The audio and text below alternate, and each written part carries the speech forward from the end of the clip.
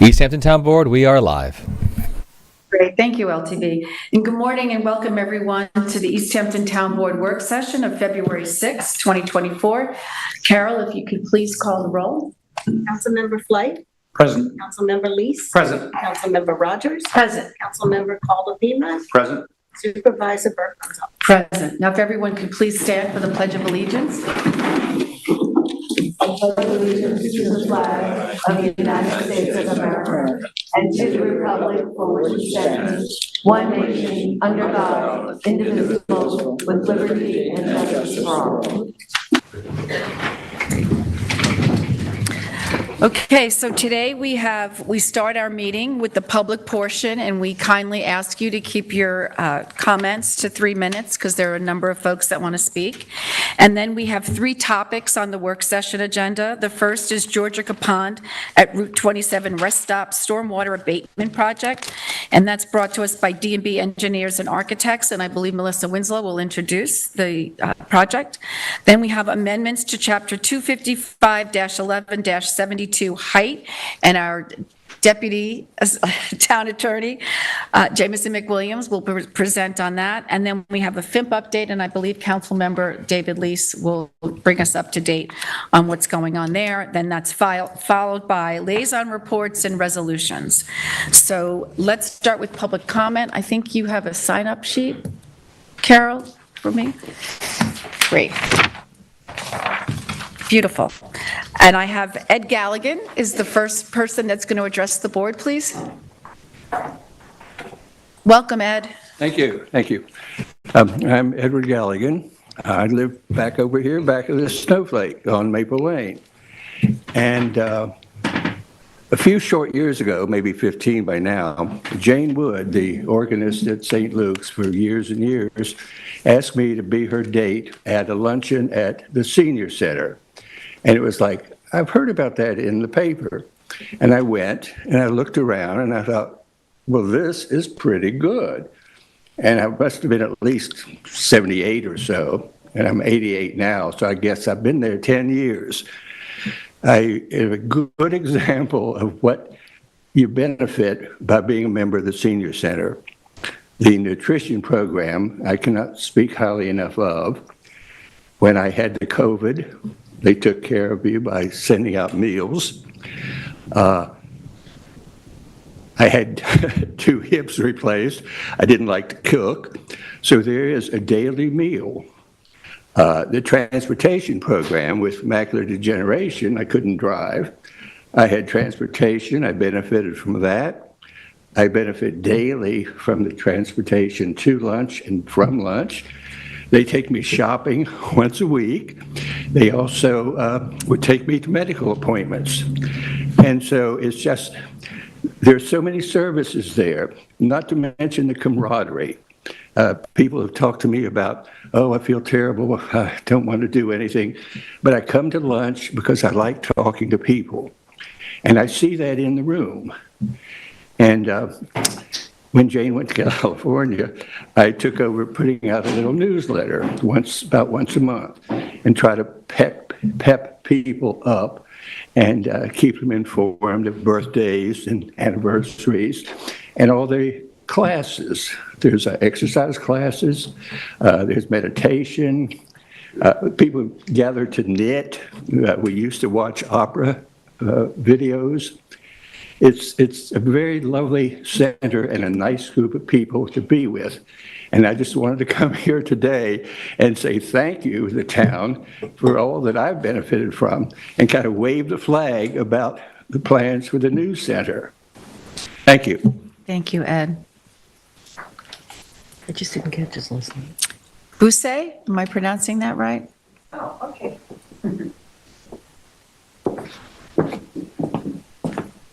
Hi, my name is Fusai Shigezawa, and I live at Windmill Village, and which is close to the old senior center, or the present one. And I like to walk down there in the morning for exercise. I don't stay for lunch, but once in a while take part in the exercise programs, like they had martial arts for a while, and or watch a movie there once in a while and socialize, and then walk home, and I fix my own lunch. One time I looked in a side room there, and they had some seniors, mostly in wheelchairs and whatnot. I think they were dropped off there. They weren't in the regular dining room, they were in the side room, and wheelchair bound, and other people with, other seniors with problems or whatever, dropped off by their caregivers, and to spend time there, and they're fed lunch, and they were entertained with music and crafts and whatnot. And I thought that was a really good service for the people that had to look after them, that they could leave them there for a while and go off and do what they had to do. So I think that's going to be part of aging for a lot of the not a lot, but few people in the population, and they're going to need that service a lot, just to have some relief to go off and do errands and whatnot. So, you don't know about people like that, but I think that's a good service that they provide. And during the last global pandemic, they sent out food, dinners, frozen meals to the seniors, delivered them, and masks to help them get over the difficulty of dealing with it. And it's so terrifying for a lot of people. And they did it with the limited kitchen they had now. So I think you have to build a bigger place and a bigger kitchen, and just be prepared in case things like that happen again. So I hope you move forward. And I think maybe the people that oppose it don't like the high cost of it, but I think maybe you could ask for donations from the public and inscribe the name of the donors on the stainless steel shingles, the way they do with bricks at the library. They inscribe the names of the donors on them and honor them that way for contributing toward the new building. So I think it can be done, and I encourage you to move forward with the project. Thank you. Thank you. Next up, we have Val Hindra.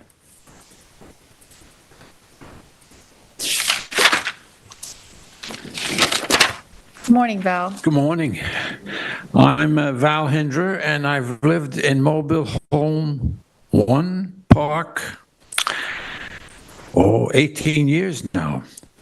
My wife passed away 6 years ago over there. It's a wonderful place, the Mobile Home 1, 2, and St. Michael's. And I'm hoping that you allow and work something out to build this new section that's down by Springs Fireplace Road. Because there are so many people. There are people that sleep outside, live outside, and maybe some of you have done it. I've done it, so I know. And it's really very important that they are allowed to build a new section over there. That's all I have to say, and I hope you think about that. Thank you, Val. You're welcome. Next, Martha.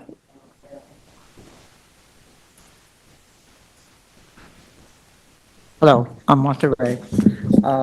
I'm new to this, and I'm If you could just speak into the microphone. sure. Perfect. I'm new to this situation, and I was reading over the things that are currently done, and I did watch your show yesterday, which was thorough as far as the building is concerned, that people are concerned about. And I thought to myself, what a wonderful thing, all these things in one place for the population, growing older, okay, 81. So you different ages have different things as they grow older, different sets of things. And it seems to me that program that you're designing is just incredible, rare and thoughtful, and to deal with people who are aging out in this particular time and place, because that's different in each time and place that people, find themselves in different people. So I was so totally impressed, and I'm so glad that the town even considers it. Not only considers it, but has totally backed it. And it really is a feather in your cap. Okay, that's all I have to say. Thank Good you, luck with Martha. it. Lee O'Toole?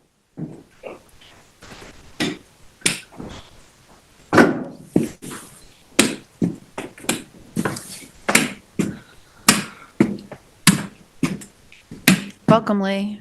Hello, my name's Leo O'Toole. I'm here today to hopefully motivate our town board and people involved in making this wonderful senior citizen center for us. I've talked to many seniors, and they're all looking forward to it, and I think it's a very important thing. These people built this community for us. We're all here because of them.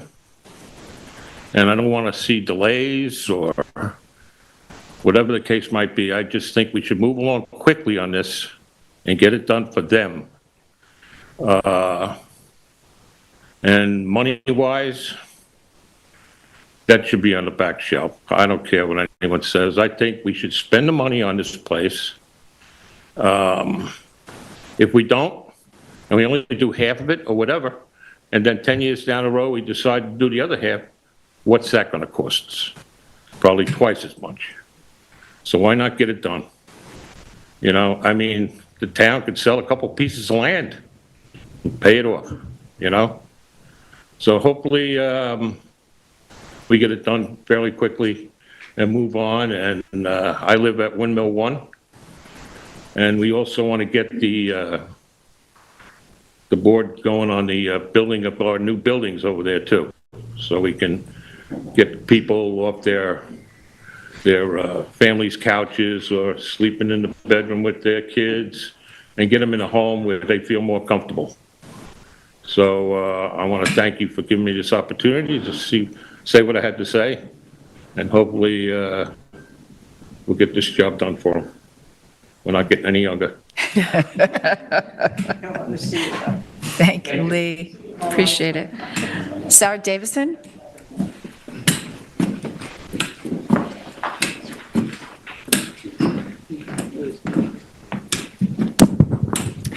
Good morning. My name is Sarah Davison. I'm with the Friends of Georgia Capon Foundation. And I'd like to offer a hearty welcome to our new town board members. Thank you so much for serving our town. Shortly, you'll be hearing a presentation on stormwater remediation at the Route 27 rest stop at Georgia Capon. Short of moving that rest stop, this is the best alternative we have to correct a serious problem. With increase in severe weather events, this project is needed more than ever.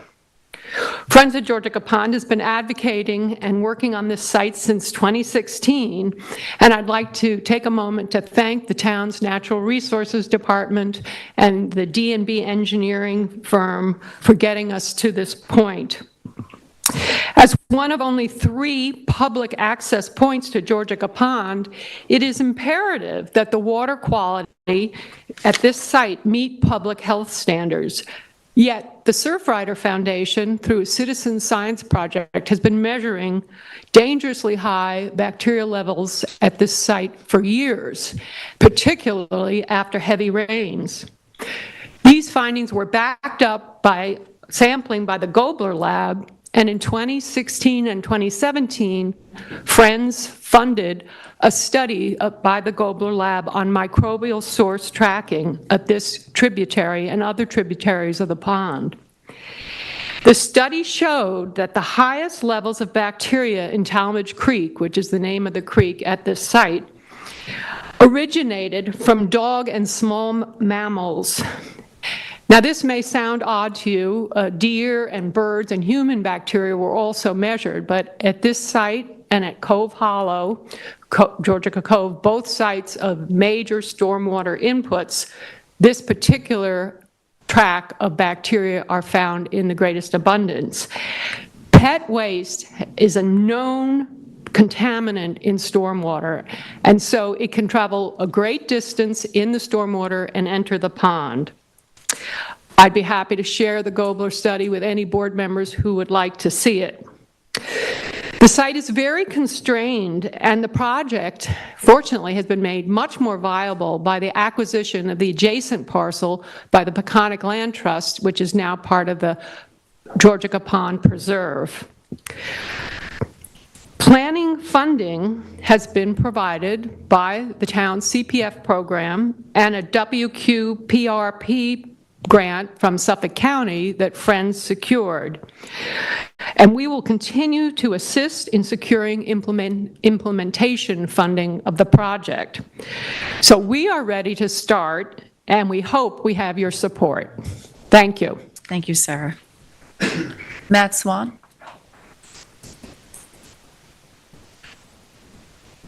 Welcome, Matt.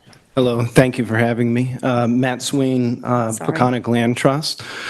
In the Georgica Pond watershed, over many years, Peconic Land Trust has leveraged millions and millions of dollars of private donations and funding to receive grants, public funding, and kind of do partnerships.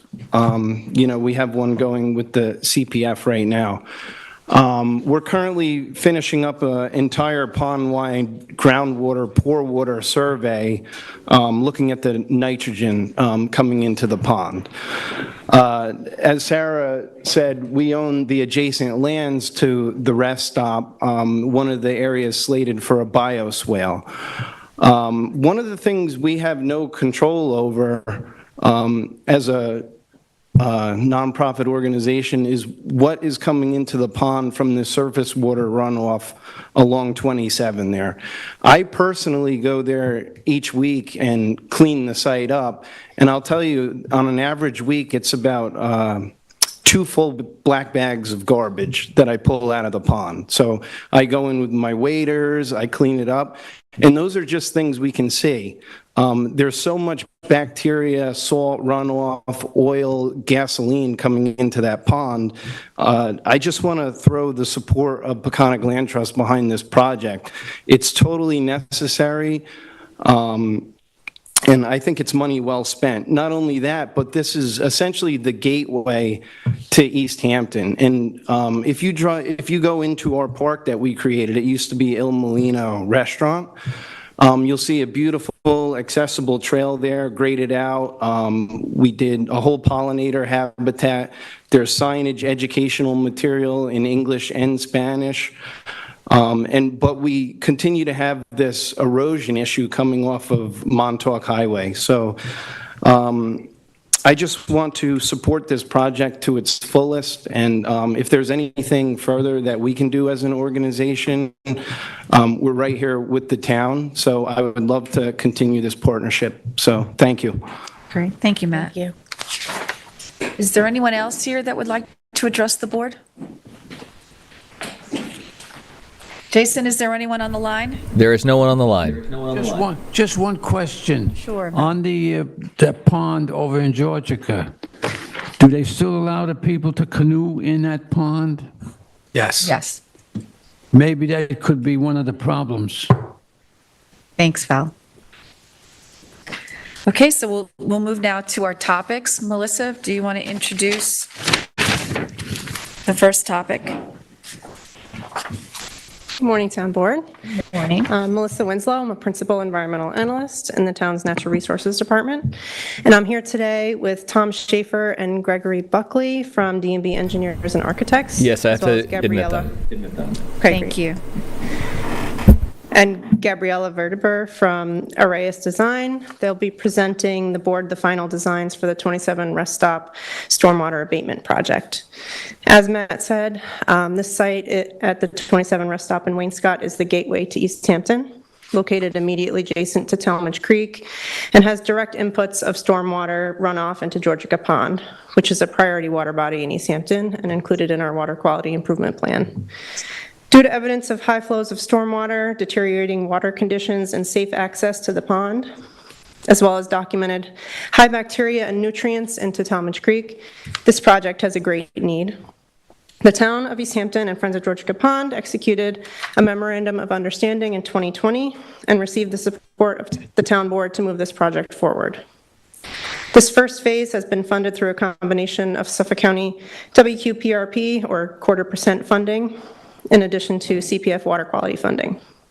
The town issued an RFP in October of 2021 and retained D&B engineers to complete the design, including feasibility testing, soil and groundwater investigation, final designs, and bid documents.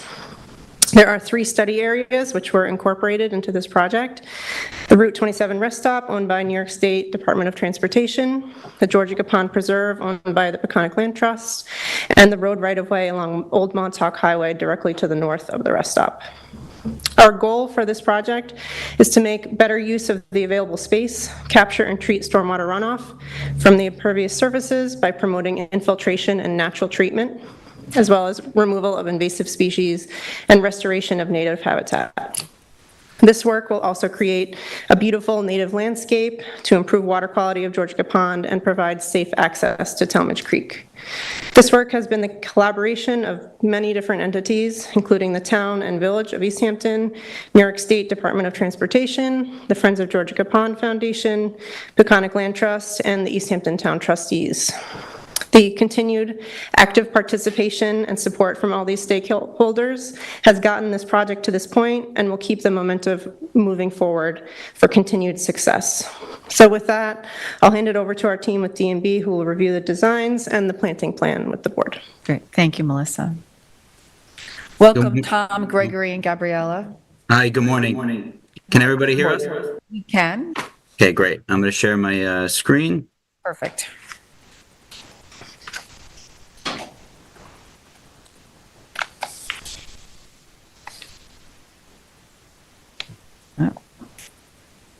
All right, I see your emails. All right, cool. Thanks. Okay, can everybody see the PowerPoint? Yes. Okay, Perfect. great. All right, yeah, so thank you. My name's Tom Schaefer. I'm with D&B. I also have from my office, Greg, and from Arrayas Landscape Architects, Gabby. So not to rehash, Melissa gave a great overview, so I'll try not to go over too much of the same. But the real purpose of this project is for the water quality improvement of Georgia Pond. We want to reduce the stormwater runoff that discharges directly into the pond, and we want to implement best management practices at the site for water quality treatment. In accomplishing this, we want to make sure that we are using resilient and sustainable design. There's a lot of stakeholders that have been involved in this project, and we've been coordinating with all of them. That includes the CPF, the East Hampton Town Board, the town trustees, the Village of East Hampton, the Friends of Georgia Pond, the Peconic Land Trust, and New York State, as they are the owners of the site. Georgia Pond, it's been well documented, the water quality issues. It's on the DEC priority water body list. In 2006, TMDL was developed for the pond. It's a fairly large pond, over 290 acres. The watershed to the pond is over 4,000 acres. It's opened twice per year to flush the pond. In 2015, Stony Brook did a study, and that attributed many of the water quality issues to excessive nitrogen and phosphorus. And two of these figures here are actually from the Friends of Georgia Pond, illustrating some of the sources. Mainly, that includes wastewater, runoff, and sediment. So as part of this project, we would like to reduce the runoff and the potential pollutants and sediment that are getting to the pond. Okay, the figure on the left indicates the rest stop area site on the north side of the pond. Within this project, there are three sub areas, as Melissa mentioned. That includes the rest stop, Old Montauk Highway to the north, and a small area of the Peconic Land Trust property that's adjacent to the pond. So what we've done to date is we've done our initial scoping and investigations on the site, that including doing a utility survey, topographic survey, a wetland delineation of the site that will be required for the permits. We did a geotechnical investigation on the site that included several soil borings and infiltration tests. And then we went ahead and started to coordinate with the stakeholders and move into design. So that included analyzing the results of that initial investigation, doing our stormwater calcs based on that, and then coordinating with DOT, the Friends of Georgia Pond, and the Peconic Land Trust mainly as we went through the design progress of the plans at 30, 60, and 90%. So the plans are currently around 90% complete. And the next step is to obtain feedback from the town board before we move into the permitting phase. We have some photos here just showing the current conditions of the site. This is area 1, the rest stop. You can see the rest stop in the figure on the left. It's asphalt parking. It's a pretty steep drop off from Route 27, which contributes to the runoff. And the figure all the way to the right is actually the path that the runoff takes directly to the pond. So you can see the erosion there, the loss of vegetation, the garbage that piles up there. And this is actually where, for those that try to kayak in this area, this is essentially the path that they end up using to get to the pond. Old Montauk Highway. You can see that in the figure on the left. Again, mostly just asphalt parking. It's not as steep as the rest stop, but it does gradually slope towards the vegetated area on the left-hand side. And that is a New York State regulated wetland. And essentially, as the runoff that enters this area eventually makes its way through the wetland under a culvert and into Georgia Pond. And then the last area, the Peconic Land Trust property, on the figures on the far left and the far right, you can see the path again that the stormwater runoff takes, causing erosion on the site, and again directly discharges right to Georgia Pond. So this is right off of Route 27 is where you're looking here. Okay, so the proposed improvements. I will do my best to explain what's shown here. We tried to highlight some of the components with pictures on the drawings here. I'll start off by saying, so what we intend to do is really reduce the runoff and capture it. So we're proposing to install a concrete curb starting all the way by the Peconic Land Trust property on the left, running all the way down through the parking lot and all the way to the far right at the end of the parking lot. And that concrete curb is going to stop any runoff from going directly into the pond. All along the parking area where we show parking spaces, we are proposing to install porous asphalt parking. Essentially looks the same as asphalt pavement, it's just the aggregates are larger, and it allows runoff to actually permeate through the asphalt. Beneath that, there will be a stone layer to, again, to allow for that infiltration. Also in this area, we're going to be installing 2 catch basins. They're shown, I don't know if you can see my mouse, but there's one on each end of the parking area.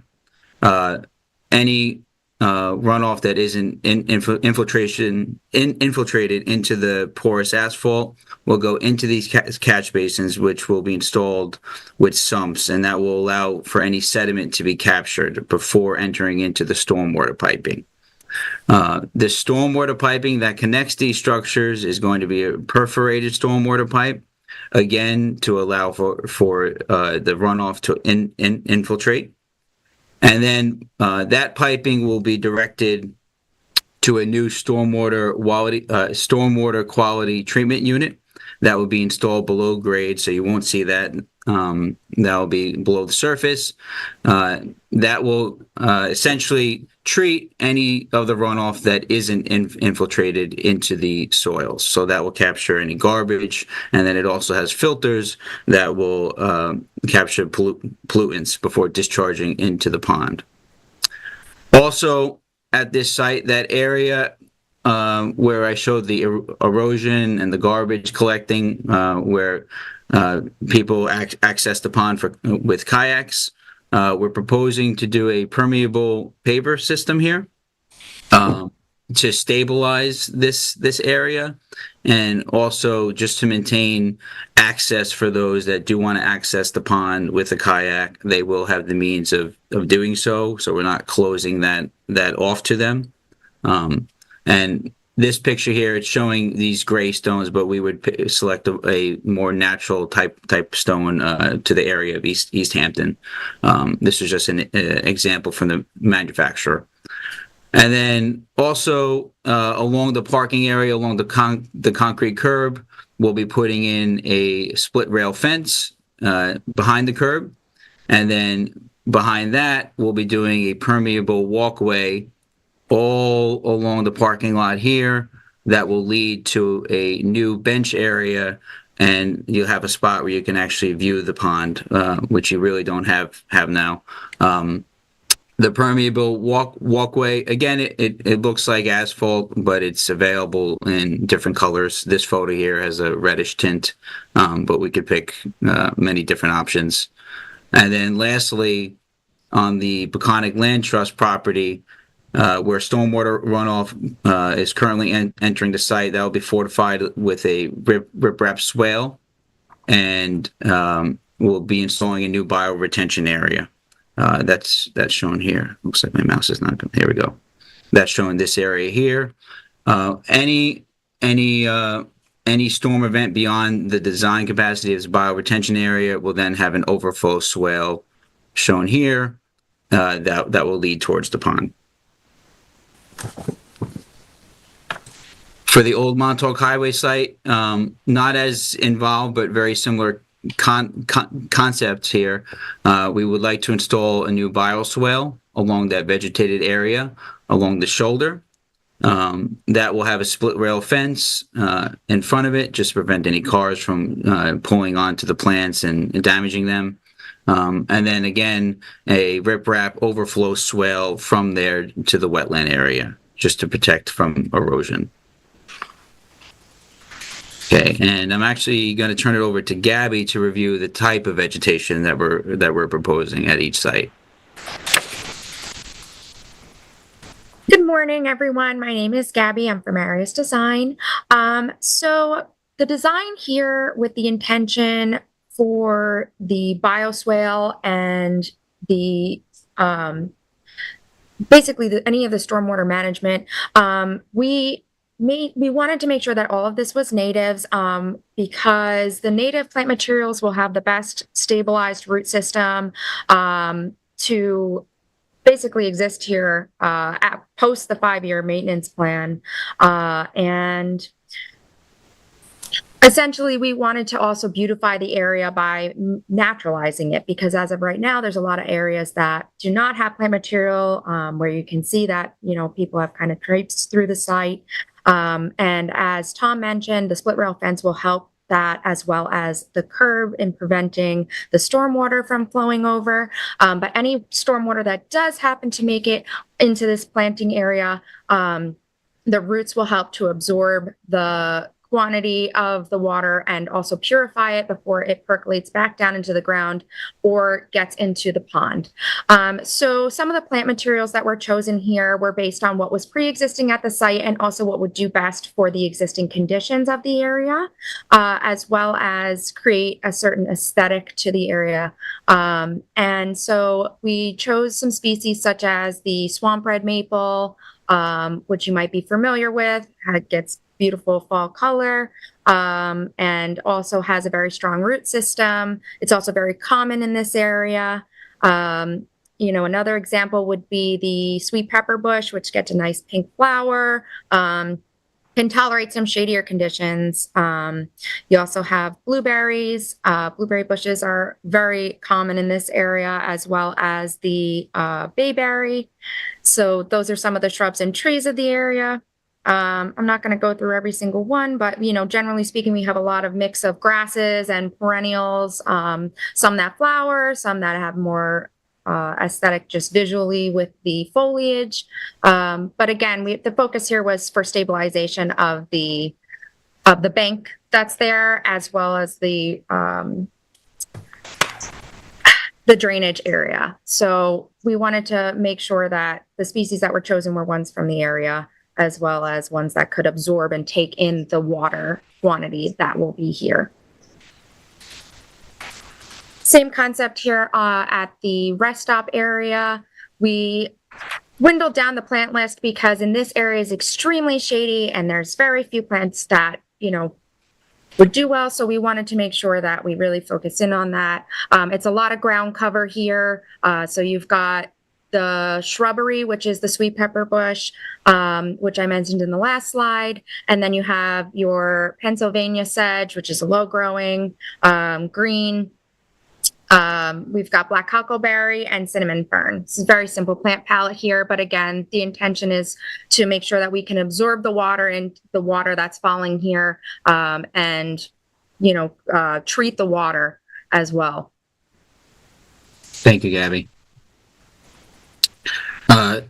The anticipated maintenance for the project, one important item that we wanted to note is that the construction bid is going to include 5 years of maintenance within the bid. So whichever contractor is selected to do the project, they will be required to maintain the site for a period of 5 years. That is pretty substantial. We're very confident that at that point, these native plants will be very well established. We think that will start to happen by year 3. So they should be very well established by the end of the five-year period. Once that 5-year period is complete, we do anticipate that there will be some minor maintenance required. That will be once a year, just cleaning any garbage or trash from the site, and then biannually removing any invasive species. We don't anticipate that is really going to be too much of an issue. We're not proposing to plant plugs. We are proposing to plant larger plant material with a fairly high density to crowd out the ability for invasive species to encroach on the area. And then biannually, the stormwater piping and those catch basins and stormwater treatment unit will need to be cleaned. The maintenance responsibilities will be coordinated with DOT during the permitting process, which is what we're hoping to move on to next. And so for our last slide, what we do anticipate the next steps are, we'd like to obtain, feedback from the town board so that we can go ahead and get these plans ready to submit for permits. We anticipate that will take a period of 3 to 4 months, depending on the backlog at DEC, with the hope that this summer, the project can be advertised, the bids opened, and then the construction can be awarded within the fall. And we're open for questions and discussion.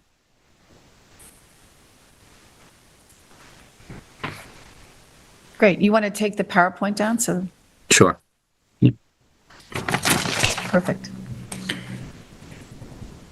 Stop your share. Yep. Okay, good. Board members have questions? Yep, I have two. Just first one is just to confirm that the 5-year maintenance plan, will that include trash pickup at the location as well? I know that the post 5-year plan, there needs to be that, but will the 5-year maintenance plan itself include that? No, it does not. So the maintenance plan is mostly going to be for the installation of the plant material, just in case the plant material washes out or dies. That's going to be a maintenance determination that we're going to have to work with the DOT. The trash cans, I believe, have been removed from that area because the DOT doesn't maintain it often, so it's more of a carry in, carry out. It could be a location where there is an organization that wants to do a roadside pickup, but that's going to have to be worked out with the DOT. But the maintenance plan is primarily solely for the vegetative installation and also some of the swales, just in case if the first flush comes in too forcefully and blows everything out, if you want to say. So that's it, but it's not for trash pickup. So I'll just say that the Litter Action Committee regularly does pickups there, and they have a very large sign, a billboard-sized sign there asking people not to toss things out of their car. In English and in Spanish, it's no más.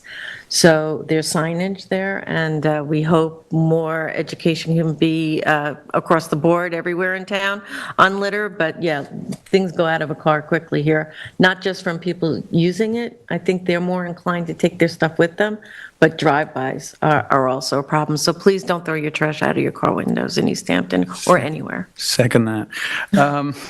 The second one was just with regards to the vegetation. I'm not a horticulturist trade, but like the deer resilience to the vegetation we're proposing to put in, can you speak to that a little bit? So I can chime in here. So the plant material that was chosen was based on deer resistance as much as possible. A lot of native vegetation is not deer resistant because it is native. However, grasses are definitely more deer resistant, and the deer typically don't touch the grasses. We do have a lot of grasses proposed here, along with the perennials intermixed within the grassy areas. And so that should help to deter them. We also chose shrubbery that was deer resistant. For example, the bayberry, the clethra, all those items, they are deer resistant. There's nothing that's deer proof. When they're hungry, but we try to be as conscious of the deer as possible when we planned out the design.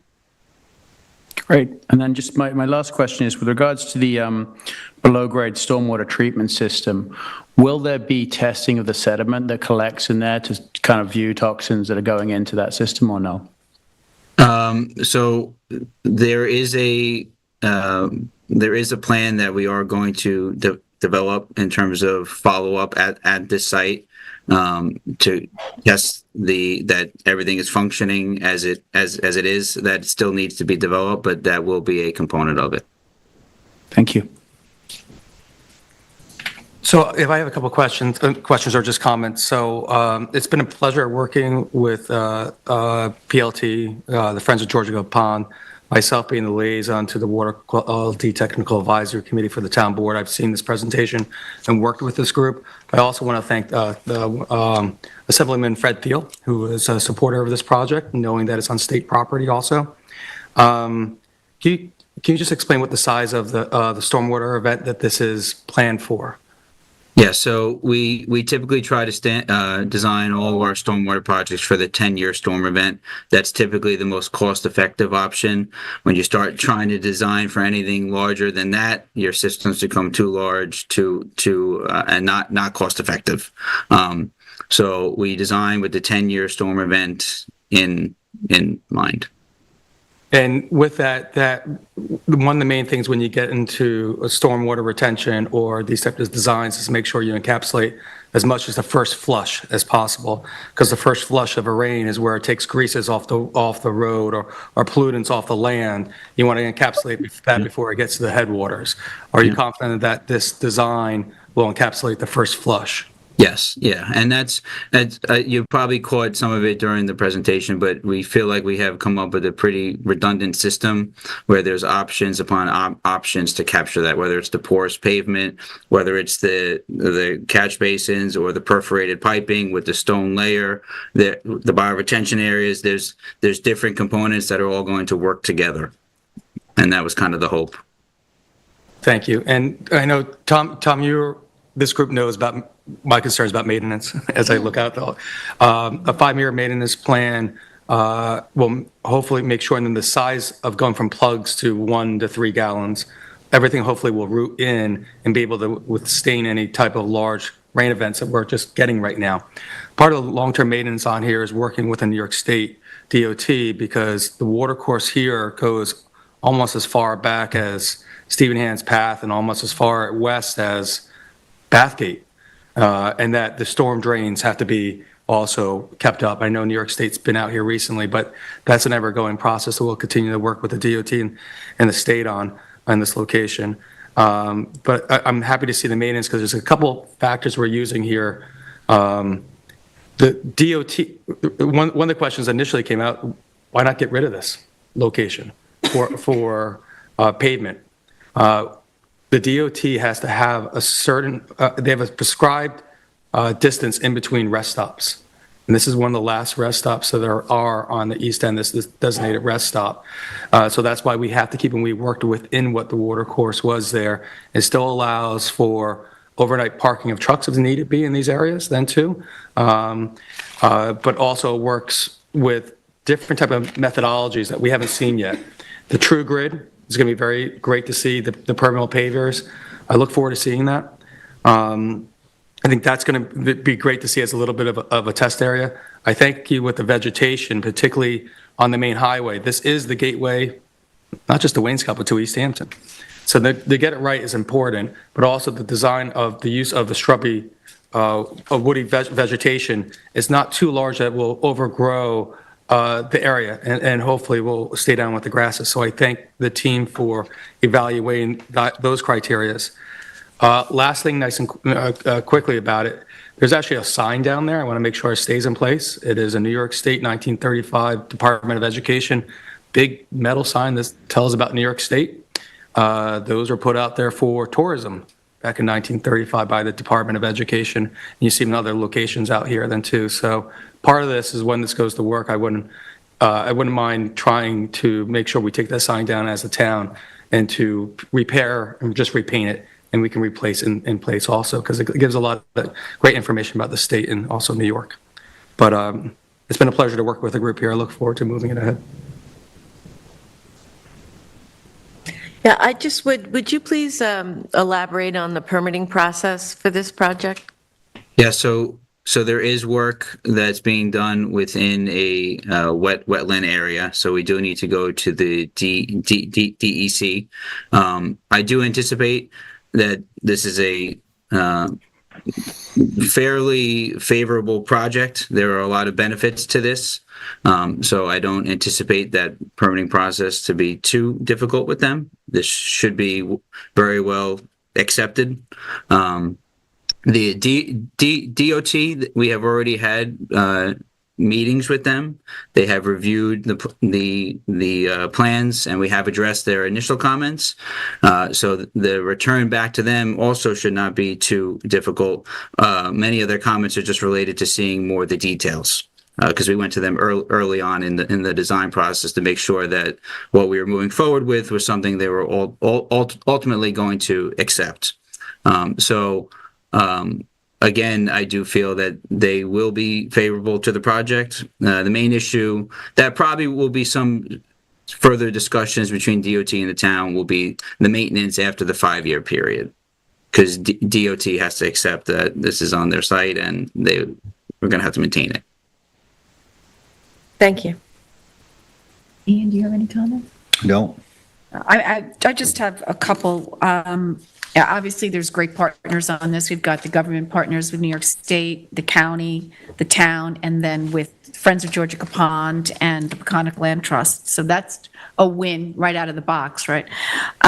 Funding. So we had mentioned that there was water quality money, and also the county had a grant program. So obviously, we don't want to talk about what this project may cost because we're taking it out to bid, but it's fully funded. I just want to confirm, or we believe that it'll be fully funded. So we are working with New York State to do a cost share. So we haven't defined that quite yet, but it will be a combination of CPF and outside funding. Great. And then just because lots of local organizations likes to put other types of signs for, you know, summer fairs and things like that, will there be plantings where we typically see, you know, the LVIS fair sign? No, I don't think we will be in that area, so we won't disturb that. All right. So unless there's other, it looks like we've got support from the board. Great. So we'll, you know, obviously keep you in the loop as we move forward with the permitting process, and then it'll go out to bid, and hopefully we can get the installation moving forward this fall or early next spring. Great. Thank you. Thank you. Thank you very much. Thanks, everyone. Thank you. Thank you. Okay, so now we're up to our second topic on the agenda, which is the amendments to Chapter 255, 11-72 height. So we welcome Jameson McWilliams. And I'm going to lead off, if I may. Great. I'll just say that this amendment, proposed amendment, came out of the discussions we had with what's happened to our coastal areas, the focus areas in our town in the last number of storms. So this is an amendment to Chapter 255, 1172 for height. And the summary of this would be to allow existing homes to be raised to FEMA baseline flood elevations in FEMA flood zones AE and VE without the need to apply for a variance from the ZBA, which at the moment they do have to apply as any other flood zone in town. So I'll start off with what are FEMA flood zones. FEMA flood zones are geographic areas designated by different levels of flood risk. Each zone is represented on the flood map to convey low, moderate, and high-risk flood zones, and that's FEMA's flood maps. That also has to do with their national insurance program as well.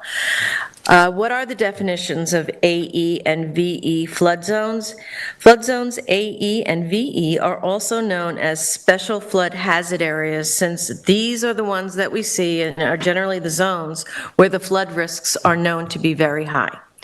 AE flood zones are areas that represent a 1% annual chance of flooding and a 26% chance over the lifetime of a 30-year mortgage. And this is according to FEMA. These regions are clearly defined in flood insurance rate maps prepared by FEMA and are paired with detailed information about base flood elevations. And base flood elevations are where the top of the flooding is anticipated to be in height. So it's base, but it's actually the highest point of the flood. VE elevation flood zones are areas subject to inundation by the above rules, but also have an additional hazards due to storm-induced velocity wave actions. So I think that's pretty much says what it is. When you see the near shore coastal areas, and you can see, you know, that they're impacted by both waves and flooding. And then as those velocity waves breach or flood inland, then the surrounding areas are the AE zones. I want to thank Barnaby for preparing this GIS map that shows the AE and VE flood zones that are in East Hampton. So these are the velocity flood zones that we're proposing an amendment to, and here you can see the location. These maps show that most of our coastline is in that VE flood zone, if not, I think, all of it. And then the associated nearshore or closest neighborhoods landward of that VE zones is shown in orange by the AE flood zone. Next slide, please, Anne Marie. So these are some examples of what we've seen in just the last 3 storms, which are not the only storms that have impacted these areas, but they're the most recent pictures. The one on these are all from Ditch Plains. As we went out and surveyed, I went out with Supervisor Burke Gonzalez to survey these areas in the morning. Councilman Lease was there as well, and I know Tom was out there at the crack of dawn taking pictures. So these are some of those pictures. As you can see, we have homes that have been built years ago that did when there was a very much wider beach, and these residences were built with no knowledge of what was to come in the future, unfortunately. So we're seeing damage to homes, inundation, not just the homes that are located. Those areas that look like steps that are in Whitewater, that's actually Ditch Plains Beach. And where there were, before this, some dunes, those are completely gone. That gave some protection to these homes. The other two photos to the right of those, that first photo are of Otis Drive as an example. That is where at the beach parking lot, the storm surge came ashore and flooded that neighborhood all the way up to DeForest, which is very distant in the last picture. So these houses were sitting in storm surge immediately after the storm. And you could see the house on the left sustained significant damage. And I just want to say that the emergency responders that were down there said it was like a river coming from the beach down Otis. Exactly. And, you'll hear a 2-foot surge. It doesn't sound like very much, but if you think of that in terms of volume of water, that's extremely significant and causes damage even at a 1-foot or 2-foot surge. So just to give an example of what we're learning that we're dealing with, and I know everyone is aware of this, but just as an example, NOAA upgraded their storm surge model ahead of the 2023 hurricane season. These last storms were nowhere near hurricane strength. They were simply storms with higher than normal storm surges and wave heights, but nowhere near hurricane level. So storm surge is produced when winds pile up water along the shore. The more powerful the winds are, the higher the storm surge is. A Cat 1 hurricane typically produces a storm surge of 4 to 5 feet, while a Cat 5 storm leads to a sea level rise of at least 18 feet. And as we all know, we've seen the results and the impacts of Hurricane Ian in Fort Myers. They're thinking of raising the scale beyond Cat 5 for hurricanes in anticipation of what's coming. And this is a quote from Ken Graham, who's the director of NOAA's National Weather Service. "We are seeing a sharp increase in catastrophic storm surges, impacts in our coastal communities. Our new capabilities to effectively and accurately model for forecasting storm surge is critical to upholding the National Weather Service's mission of protection of life and property." And next slide. That leads us in, and Jameson will take over now and discuss the current height, and it's known to us as pyramid law, and Jameson will explain why better than I. And then after this, we'll show our proposed exemption. But I just want to go back to the statement that the director of NOAA made.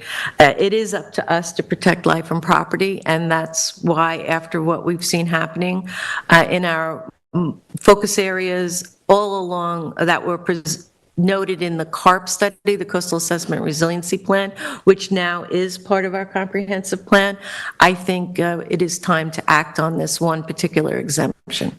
Jameson? Hi, everyone. Good morning. As Councilperson Rogers presented, we are considering the change to 255-1172. That is our section on height in the code. Just to back up, this is D, this is the pyramid law, and this is where the proposed exemption really qualifies, but they're A, B, and C, just so the board is aware, and excuse me for using my phone, but my printout of the section is downstairs. It just describes the determination of height, which I'm sure you all know. The town requires that the height of any point on a building shall be the vertical distance from such point to the natural ground elevation directly beneath the point whose height is being measured. So that's important. Just remembering that as we proceed to the exemption here. There's the limitation, subparagraph B is the limitation on maximum height, and that is in the dimensional table 255.11.10. So for the board's, a reminder that is in all residential zones, the max height is 25 feet unless it is a gabled structure residence. So it's either 30 feet, which is in two zoning districts, that's B and MF, which is multifamily, or 32 feet. So those are the max heights that we currently have and that are not subject to change here, but that's sort of the parameters that we're looking at. Paragraph C is just a further description of, it's called gabled roof, and it tells you how to measure the overall maximum height of a gabled roof structure. So D is the pyramid law, which is what we're looking at here. And that is how it currently reads now. There is no proposed change to it. And this just describes how we measure the pyramid law or the pyramid on a property. And as you can see, it when you read these words, sometimes it takes a minute to understand exactly how you do this. There's an attachment in the code to look at, a visual. I would propose maybe getting something better than that, because you have to really look at it to understand it. But basically, you take this, you start at the property line so that the height of any point on the building or structure is not greater than the horizontal distance of the point from an imaginary vertical line drawn upwards from the nearest property line to the building at that location. So if you are at the wall of the house where you were measuring, the required side yard setback, for example, you can't be higher than you are close. So there, that's why you see in a lot of proposed plans, this line that goes like on a 45-degree angle to make sure that the house fits within the pyramid. I might not be describing it to your understanding, but that's how my perfect. That's a very good explanation. And, pyramid is an idea, but it's actually like a triangle. Correct. So now we get to the exceptions, within this section. That's paragraph E. We currently have 4 exceptions, and what Kate is discussing and bringing to the board would be the addition of the subparagraph number 5. And this is my proposed language just so that it kind of fits with the other 4, but this is where we're looking for the board's feedback basically in the understanding of this, and then also any other ideas around it. The pyramid law and the height limitations listed in the dimensional table of 255.11.10 shall not be deemed to apply to existing buildings and structures located in any AE or VE zone as shown on the applicable flood insurance map firm prepared by FEMA for the town of East Hampton. And we do have a section 255.342, which has all of the numbered maps. It's not a actual map in the code. We also maintain that map at the town clerk's office and in the planning department. So if they are on that map and which are elevated in order to conform with current state and federal regulations.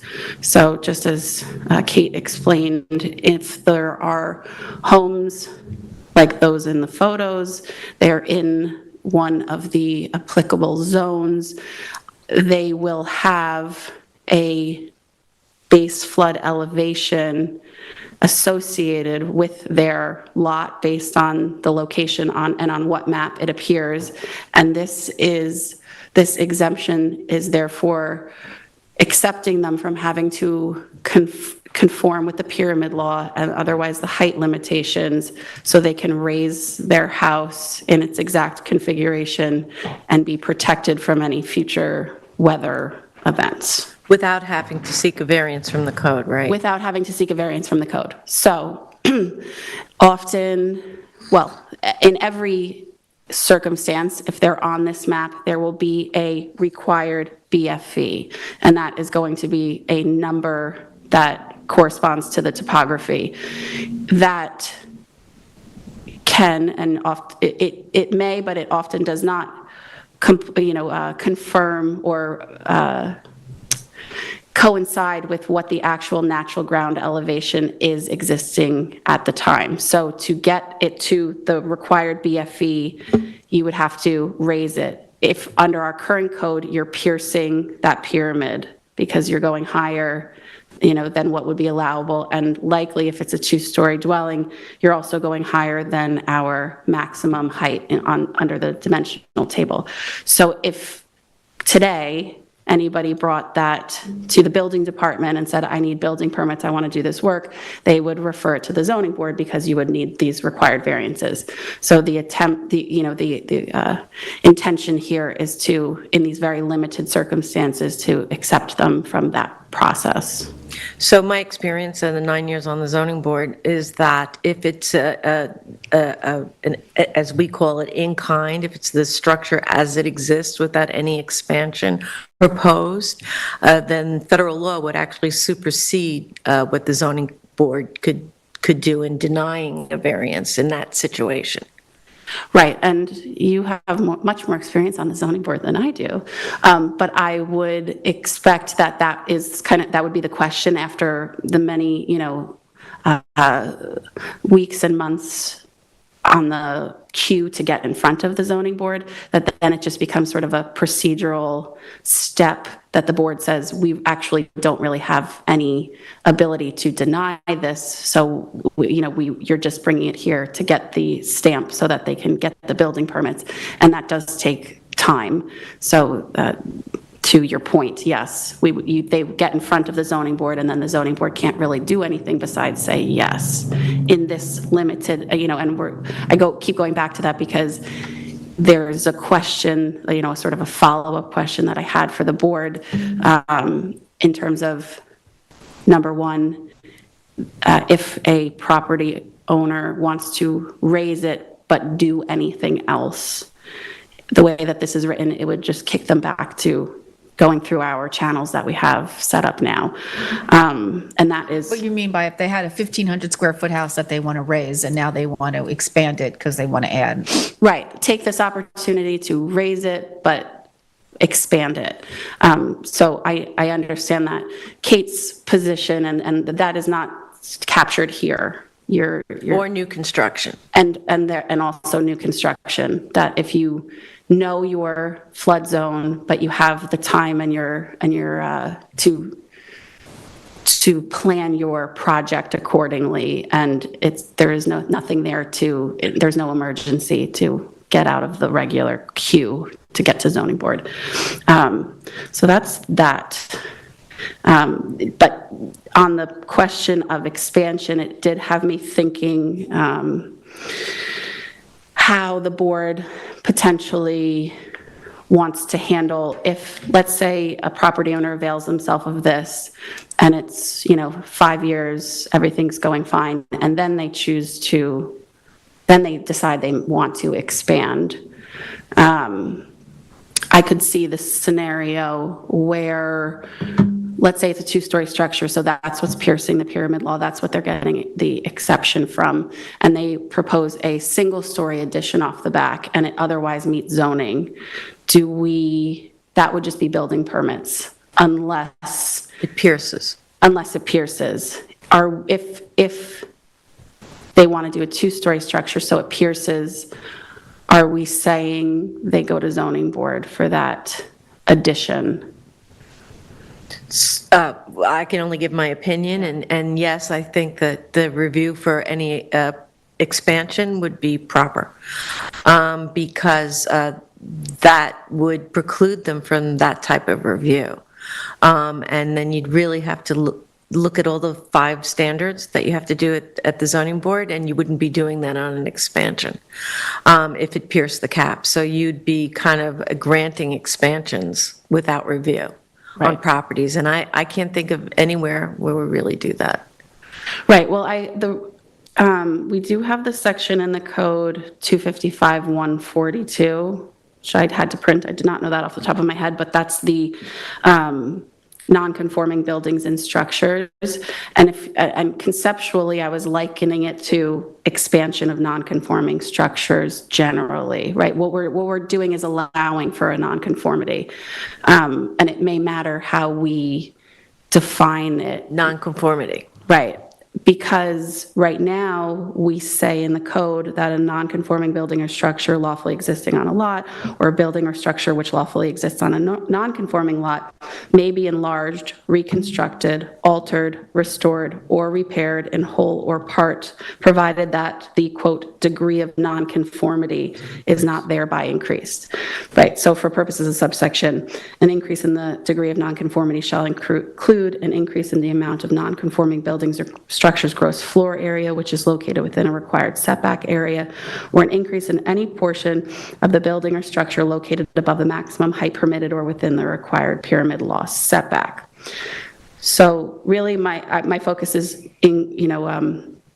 increasing the degree of nonconformity. So here, the only way to increase the degree of nonconformity would be to continue to go up, which I have no idea whether that it would be any proposals, but my guess would be not really. It would more be just out. Yeah, because we have a story law, right? We do. You're only permitted 2 stories in the town. 2.5. 2.5, and those are defined. Yes. What a story is. So would you then be proposing that we add specific language to the exemption regarding nonconformity? Probably. Or define nonconformity in general better. Maybe. Well, that's why I think, and I'm just thinking off the top of my head right now, but why it would, I think, become important to just understand how we're defining a home property that avails themselves of this. If they are therefore non-conforming, and if the board thinks it's important to have an additional layer of review on any expansion to a house that has availed themselves of this beyond just their increasing the degree of nonconformity. Because right now we would only see it if they continue to go up on that house, or if in an expansion, let's say like an addition was 2 stories and also pierced it. So I don't know what the board's, if you're concerned someone goes up and then goes out double as wide but doesn't pierce anything, does the board have a concern there? So most of our coastal properties are small lots in general. And they have, I think any expansion of these homes, these existing homes, would trigger side yard setback. It would trigger a number of variances needed to go further out in any direction. My opinion is that any expansion of the property in any direction would then go to the zoning board. This is to give people who are in these velocity flood zones, the high-risk areas, the opportunity to protect the existing structure without having to go through the process, and then at the end of the day, be granted it anyway. This is part of a process, so you want to make sure it's part of the process. Right. So I think that, well, the whole thing about this particular exemption, when people are raising their houses to comply with the federal law, with the FEMA baseline elevations, that supersedes town law. So at the end of that months and months process, the zoning board just for existing, not any expansion in any direction, has basically not a lot of leeway in denying those applications. So people whose houses are in risk, we're spending a lot of time where a lot more storms can come to basically get to the same place for this particular situation. I think I would hesitate to add any type of expansion whatsoever right now, because one of the reasons is because we just procured the $600,000 grant from New York State, which will take a hard look at these low-lying coastal area and make it a model as how we're going to treat all the other areas, and part of that is with zoning regulations. So looking at a hard look on what we allow to be built on our shores and close to our natural resources, particularly primary dune crests, which are so important in protecting these areas from flooding. So I would be hesitant to add anything to allow people to do more at this moment. I agree. I agree with the opinion. Can I just ask a question? So let's just say I have a 1,500 square foot house that I want to raise. When I raise it, do I lose any living space because I had to raise it? Like entrances, stairways up? I mean... No, it all goes up. It all goes up. So I don't lose a foot of living space when it goes up. Not on your first and second story. I don't know if any of these houses, if they elect to do it, I don't think they can raise up their basements out of the ground if they're finished. No, because there's construction. Third story. FEMA has specific construction protocols that it would have to be on piling with blow-through vents. That's all. All that construction would have to conform to what FEMA's hazard construction areas are. A lot of that's in the code, or it can be put into the code. You would still either need access from the outside, so you might have to put a stairwell at some point on the property, obviously, to get up to a base floor elevation. So to answer you, Kathy, I mean, the way I was reading this is that whatever building you have as is, you can raise it. But if you want to actually, and then you have to still have the health and safety, allow for safe access to it.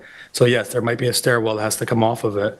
But if there's anything above base floor elevation that you want to change on the structure that you're moving, that will predicate review, because if you're pretty much, what we're doing here, we're allowing for a non-conforming condition to expand right now. It's not even saying that all houses, if they're raised, would pierce the pyramid law. Many of them will. Kate's right. Most of the areas where this will be affected are going to be substandard lot sizes, narrow in width on there, and they're going to be raised, and they'll probably have other variances that they'll have to seek. But again, if there is a structural change to it, and that would trigger it, I think that would have to be a given, because that's just how the rest of the code reads on there. What I would be very cautious of is allowing for this, and then that sets a precedent for property owners to come in. It's like I was allowed this exemption to raise it, but now I need to expand it for X, Y, and Z reasons. And that's what the zoning board sees a lot. And then more precedent is set for larger buildings and greater exemptions. That's what I'm having a little bit of trouble contemplating right now. So if I have a 15... So I apologize, Madam Supervisor. And then the next thing is, how does this then affect, is this a soft bandy to how we should be looking at coastal adaptation and retreat of structures from the shoreline? To where can they raise it in? You're now also allowing from them to raise it in place on the property through a building inspector's decision, compared to a planning decision of where that or the septic system should be placed on the property too. Some areas have greater landward areas to retreat to, some don't. So I would want to do a more comprehensive a look at that. And that's what I was talking about, the grant that we have coming in. I think we have to, if we're going to start talking about any other exemption other than just if your house is right now sitting in the waves, that you don't have to go up to the zoning board or has been damaged by a storm surge, for those folks to get the relief, or potentially you're the next house, for those folks to be able to get some type of relief, as we know how long even a beach nourishment project takes to put together of any kind, that they have an option to protect their property, immediate protection of their property. And that's really what I think we should be taking a look at, certainly, and should be allowing, because we don't have too many options for the pre-existing legacy homes that were built so close to our primary dune crest or wiped out the primary dune crest years ago, when there was no knowledge of really what was to come or how damaging that was. It was an acceptable practice to build on a dune crest. Because the beaches were so wide, I guess people didn't think, or the science didn't support it at the time, or it just was a development pattern. So for those folks, I think, as I said, there's not a lot of places on these small lots to go up in any way, shape, or form. And even on the larger lots, you still have to maintain setbacks to natural resources, such as dune crests. You're limited by that as well. So, because is it 125 foot from a primary dune crest? I thought it was 150. 150, right, you're right. Depends on the reach. Don't hold me to that. So it's, that will be determining on where you can go as well, as far, and backyard setbacks or front yard, depending on where you're at, on the property. I just want to have, while we're taking a hard look at how we define our coastal zones, what we allow to begin with, house size, structure, every aspect of construction, both commercial and residential, in our coastal areas, I would like to propose just being able to give folks who are sitting in this situation an option on protecting their property. Just two quick questions on this. One is, what are the current FEMA guidelines with regards to how high these houses should be being raised in these specific areas? So it depends on your topography, and it's their base flood elevation level. That's determined in the FEMA compliance if you're going to do this. And specifically, this is not just raising your house in any shape or form. It's raising your house to the FEMA floodline base elevation. So the point there would be is, do we then need to reconsider what the cap would be for a building in any way? Does it change? Or, so if I'm raising it up 6 feet because I'm in an area that could see that kind of flooding, the overall cap on the building, are we going to raise those caps as well? When you say cap? The maximum height allowed, I apologize. Well, we do have maximum height on them right now. It's a pyramid plane, it's a sky plane that has to be put on all of these properties. So if you pierce that sky plane, we're asking for an exemption for those folks to be able to pierce the sky plane. Is there the FEMA baseline elevation? To the FEMA baseline elevation. Okay, so just if the FEMA baseline elevation was saying 6 feet raising allowed, that's all your cap would increase. Perfect, thank you. And to answer your question, just so we're clear, this would be an exemption to the pyramid and the overall height limitations. That's why I kind of listed both, because I think there's possibly the scenario where raising it might not pierce the pyramid, but you'd be well over the allowable, which is what I said, the 25 or the 30 or the 32. And that is a good question. We talked about that. It's in another, local municipality does have an overall maximum and then a +3 on their overall maximum. And that is something that Kate was saying, getting into more fleshing this potential concept out is kind of phase 2 with the consultants, and because that would consider potentially new builds and other things, not just this very narrow. Yes, I think overall, if we're talking about the overall coastal areas, what we know through the climate impacts and what we're seeing already happening, we're not anticipating climate impacts. We're already experiencing them in a number of ways in this town, from the southern pine beetle infestation to what we're seeing in storm surge. We're going to have to really think about what type of development we allow on our coastlines, and how far back this development should be from the coastline. And it's simply because we need to protect property owners themselves from the destruction that's coming. A million years ago, in the dinosaur times when I was on the zoning board, and this is not an insult to Phil Gamble, but sorry, Phil, it comes out like that. But many, many years ago, Phil always used to say, that first house is going to raise up, the mass of that structure is going to plow through that neighborhood and take everything with it.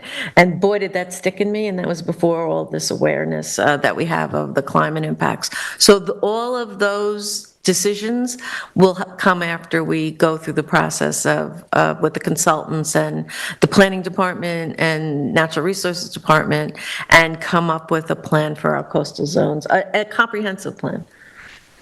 So I don't disagree with that. Yeah, and other municipalities have even looked at changing their base floor elevation and the angle of what they take their sky planes at also. That's a greater discussion.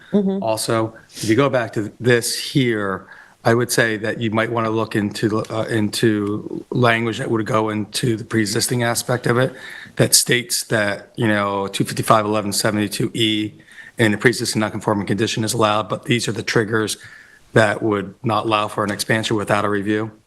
Agree. Yeah, I personally don't know if I would allow for all structures to go without review, meaning ancillary, accessory structures. This should be for principal living dwellings. So if you go to garages or large accessory structures on a property, is that necessary for this while we're trying to protect life and safety? Good point. I want to mention too, because I had a response, I wrote down stairwells, because that's actually a good point. I've seen things come in front of the zoning board where really only the stairwell associated with a project might not, it's attached to the property, and that's what's triggering like a side yard setback variance or something like that.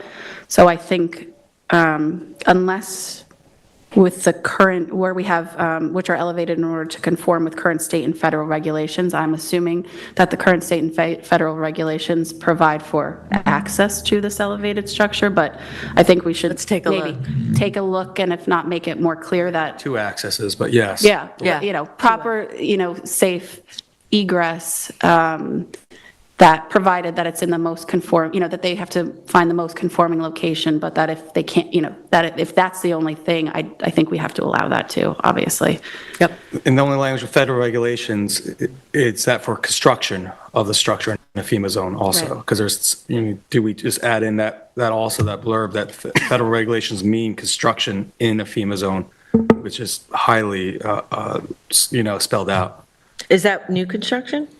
Well, no, for this construction. Okay. I mean, technically, this would be a newer construction to allow for the increase of a current structure higher, but that construction that's underpinning it has to be designed, built for FEMA regulations on it. And then one other thing that I thought of as you were talking earlier, David, also, we're kind of assuming that where I was assuming when we were discussing this, that when we're raising the house, that's creating the nonconformity. I could envision many of these homes on the small lots that perhaps have tons of nonconformities. Either they were built prior to zoning or have other things added to them that are not all on their CO. So I think we need to understand and be okay with, if they raise it, they're now creating that nonconformity in terms of the height and also potentially the pyramid, but we're kind of also just like legal, I don't know if we want to take the steps to then we're legalizing any additional nonconformities, or it's just I don't want to take those as steps. That's why I was saying back in the definition of the code for nonconformities, you put a caveat that references this section why that wouldn't trigger that. So if something doesn't have a CO, though, it's not a legal nonconformity, it's an illegal structure. Well, not necessarily. It would have to get a building inspector's determination, of what the C of O would be. So let's say that it pre-exists zoning. There's a house that pre-exists zoning that is in the AE zone, and they want to avail themselves of this. And so we're okay with them raising it, piercing the pyramid, going beyond the maximum height. Are we COing that structure for the height and referencing that's pre-existing non-conforming, so it doesn't conform with any other regulations in the code? Yeah, if it's pre-existing non-conforming as to side yard setbacks, we should treat it just like we do every other pre-existing non-conforming. Right. That does not, on COs, that does not, that was built before the adoption of that particular zoning law. Right, okay. What Jameson, you're saying is that if a property has never been CO'd, so it's pre-existing, has never been CO'd, and they want to do this, that yes, it would actually trigger, a building permit that would have to then qualify a CO, and that would be a determination of the building inspector, the chief building inspector, to what's on the property, what's the pre-existing condition, verifiable. Right. And then, yes, then they can take this exemption based on that verified new building inspector determination for the property of the C of O. Yeah, so that's pretty much standard of Yeah, how and it I think happens now. that's clean. That's Okay. clean. What about the house that doesn't pre-exist zoning, exists now, and there are a number of elements to it that are not on their CO, or it just doesn't comply? It's not CO'd to what exists now. I would have a problem giving an exemption for structures that were built without a benefit of a building permit. I would second that. I think it's a safety issue. Right. I just think that what we're trying to do, even with the new, so we've actually already taken a step to lessen those situations, should they exist. And that's when we passed we updated the CO, Certificate of Occupancy Code, that when your property's transferred at any sale of your property, then before that property, the CO has to be updated. And one of the reasons, the basis for that was these types of situations where things have been added to properties without the benefit of building permits, or perhaps even before there was a need for those building permits, but it makes it a modern CO. It brings it up to date with what's on that property. So that was the intention of that law, and we're always moving forward on having folks have everything that's on their property on their certificate of occupancy, which is the code, and basically, as far as I can remember, has always been the code. So that I wouldn't want to give an exemption in that situation. So let's walk through it. So I, again, have a 1,500 square foot house, and I didn't go through the benefit of getting a building permit and certificate of occupancy, and I expanded my house to 2,000 square feet. And now I'm in an AE zone, and I want to go up, and I want to go up with 2,000 square feet. I can't do that because I'm only have a certificate of occupancy for 1,500.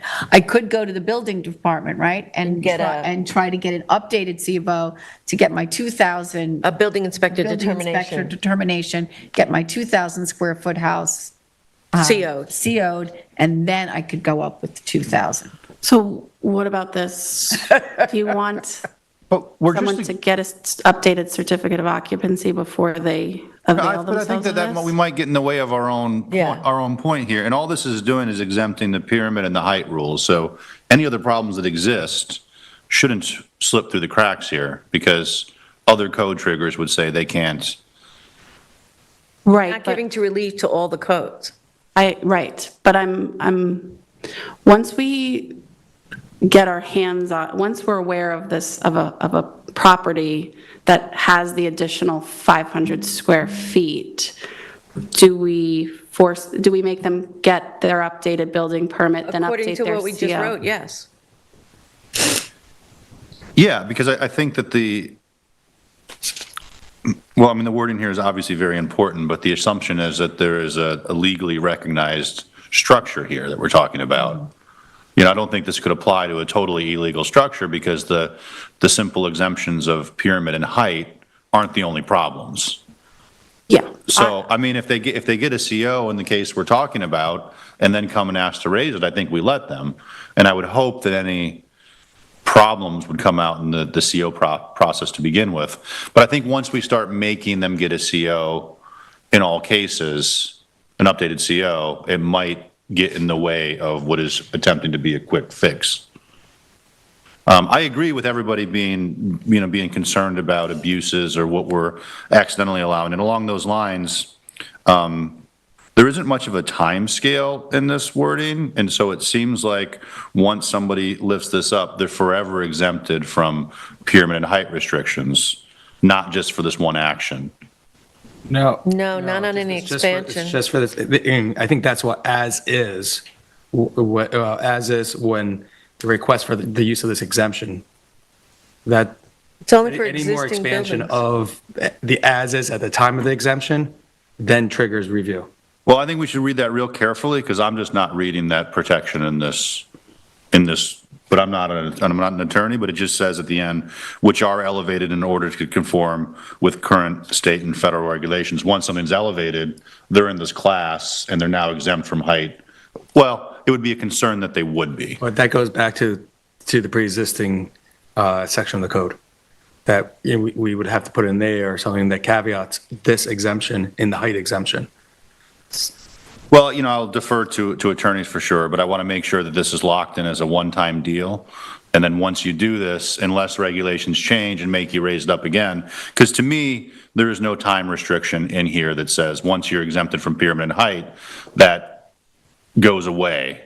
I could very well be reading it wrong. Are you concerned that they would thereafter go higher? Yeah. Or, okay.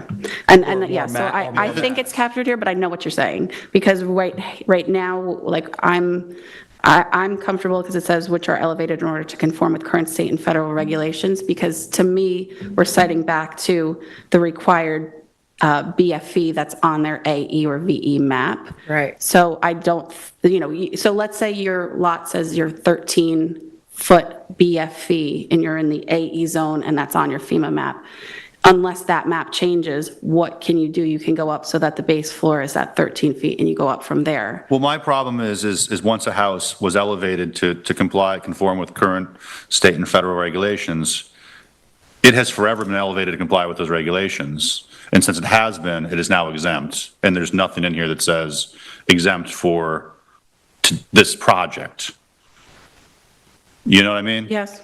So it's probably not a big deal. Wouldn't that be existing structure? You're talking about, maybe we would want to expand on the existing structure, what that is, with no expansion, no, additional. Including additional height unless. Yeah, because it's giving a change on the blanket. map. Yeah, and we're only allowing them to go to FEMA baseline. We're not saying that you can keep going up.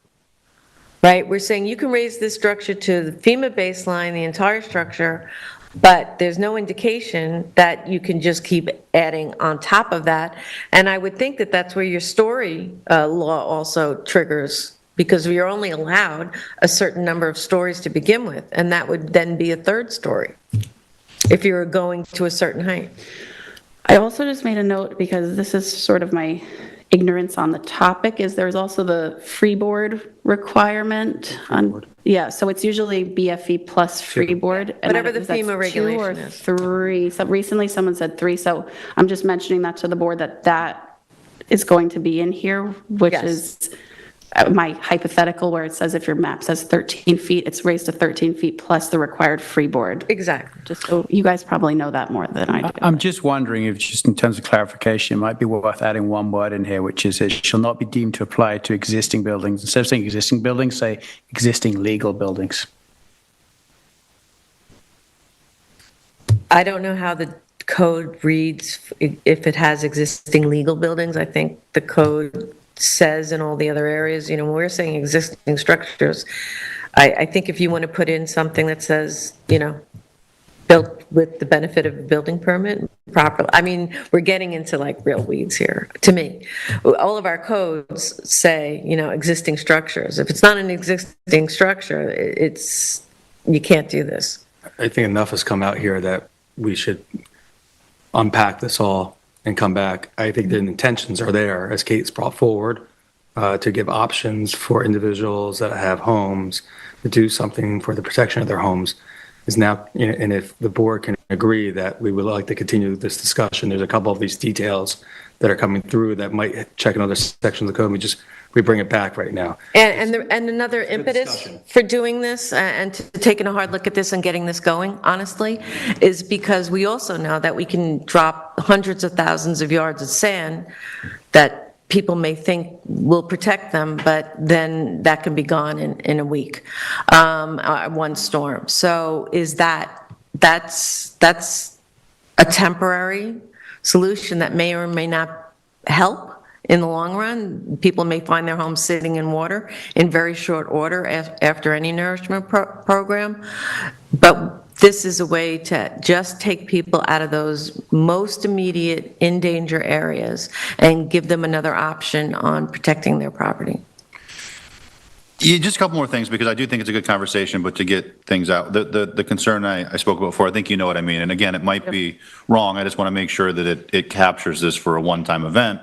The basement too, it's probably not an issue, but I think we got to look at that carefully. Well, basements aren't allowed. I was going to say, we covered this yesterday in a different meeting, so I don't want to misstate it. But I believe in VE zones, basements are not permitted at all. And in AE zones, basements are permitted, but you cannot have it for habitable space. I don't want to get that wrong. But if you raise something to FEMA, as David said, there's specific, what can be below that baseline is basically breakaway lattice and storage.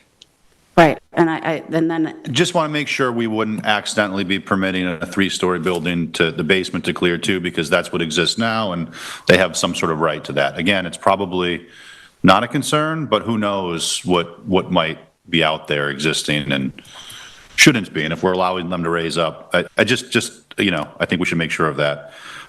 In terms of other concerns about a future expansion beyond this, to me that already works itself out based on would it require a variance under normal circumstances. Mm-hmm. So, we don't want to put people in a position where if they raise their house to protect it, they then are putting themselves in a whole new category where anything else that happens on their property now becomes, the jurisdiction of ZBA where it otherwise wouldn't be. I think in almost all of these cases, it already is. And I think to Kate's point about changing zoning laws generally, but to me, it's a separate issue that whether they need to go to the ZBA for future expansion should be captured by some trigger already. And I think if we try to tie it back to this, it's a disincentive unnecessarily to somebody protecting their home. I want to make sure that that's true, but again, I think that, zoning should dictate that already. And if the idea is to make ourselves compliant or in agreement with federal regulations, I think we should be careful with tying too many things in here if it's already covered in a different way. I think that you're probably right. Listen, my exposure to these types of lots is at the zoning board. So we know that they're constrained, which is why they're at the board. There may be there must be a lot out there that raising this and is the only we're creating the only nonconformity that otherwise doesn't exist when it's flat on the ground. And therefore, they may be in the position where they are proposing, they always wanted an addition, and a 2-story addition makes sense for them. But now raising it, that addition would be further triggering the pyramid. But the intent is to help people out in an immediate situation. Any other thing where they're making a plan, let's make an addition, let's make building plans, let's do this. They have the time to go through that process. Right, so my thought is that in the balance for the property owner does it make sense for us to raise it and do our plan on the side and do it later, or wait and compose our plan and go to the zoning board? Right, and I don't know. There's perhaps many people that couldn't do both, and so it's a tough choice. That would be up to the property owner. That's a personal choice. Yep. I don't want to write legislation to counter anybody's personal choice. All right. All right, thank you. Thank you all. Thanks, guys. Okay, and now we have FIMP update. Sure.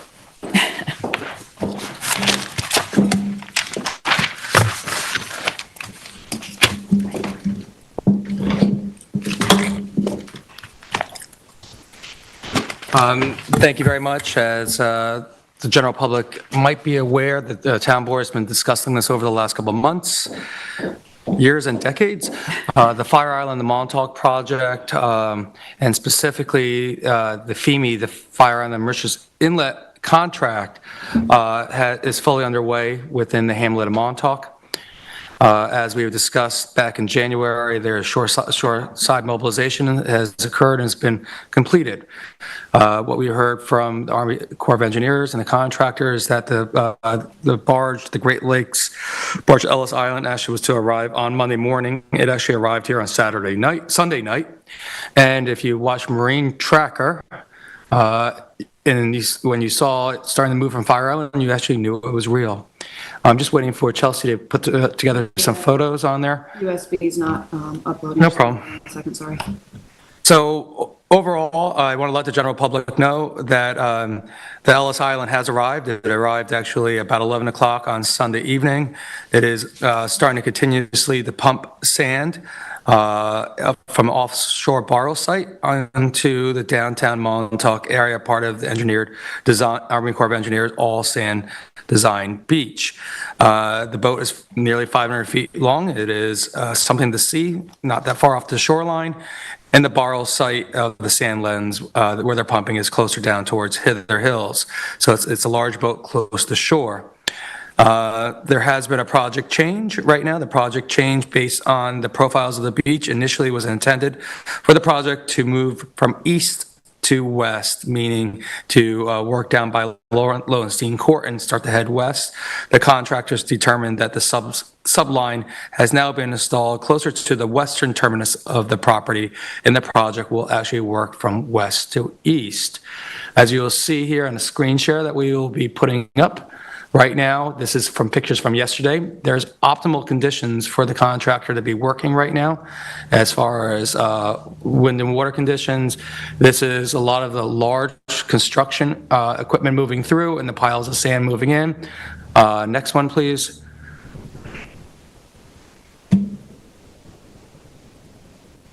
Thank you. Offshore, you'll see the Great Lakes barge that is out there. It's an articulating tug barge. The pipe, as you see right there, the slurry is closed off at this time because they have actually either finished or completed their slurry mix. Again, this project will be running 24 hours a day, 7 days a week, and as last night, they are running in the middle of the night and with lights facing the beach. What I want to let the public know is that by the end of today, they should be completed with the western taper of the project design up to station 4074. The designs are on the town board's website for FIMP. You can look there. Please be alerted that the town has been fencing over the dunes in the area of Kirk Park, as there's a lot of interest in Montauk. Tom, you probably attest to this. I was out there, and there had to be over a dozen people looking at the project zone, but a D7 dozer will not see you, and a D7 dozer will win. So please stay off the beach and out of the 1,000 linear foot safety zone, which we'll be showing very shortly. Go ahead, Chelsea, if you don't mind. Video or the? Yeah, go ahead, the video. If it works. This is a video that was shot and shared earlier. You'll be seeing the safety fence, the slurry mix coming on the beach, and as the piping goes out into the Ellis Island. Those are also assisting barges with the piping that is out there.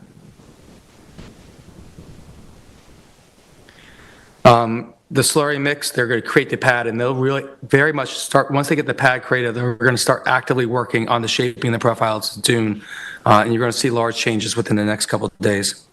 The safety zone is in effect. This, again, is on the town board's website. There is town signage now up going up today at all our overpasses, and this has been broadcasted. The 1,000-foot safety zone right now, and also encapsulates Eton right now in South Eton. So the beach access point of South Eton is closed to heavy equipment, and that is only temporary. And knowing a lot of people walk their animals, their dogs, or enjoy the beach that area. And as the project moves east, the zones will move to the shift to the east. But overall, the update right now is that the Ellis Island has arrived. The safety zone is in place. It will be shifting from west to east now. Conditions look like it's going to be optimal for them to continue working at a fast pace. I would anticipate that the project will be on site for about 30 days right now. Post the project, as far as the beach infill, and this is all weather dependent, please.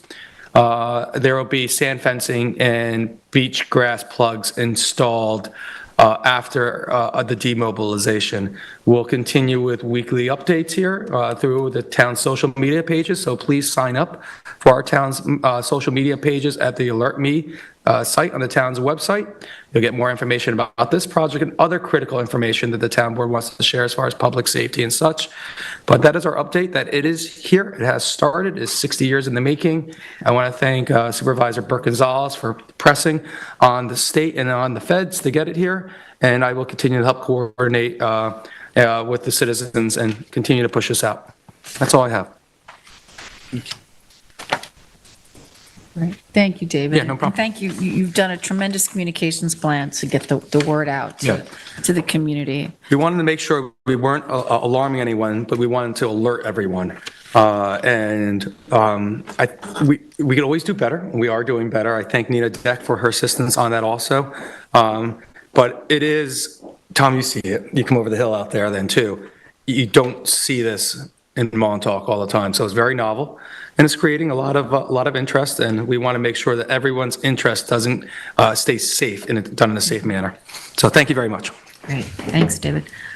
All right, liaison reports. Liaison reports. IT, there was a timely reminder from the FBI director last week pertaining to hacker threats to infrastructure.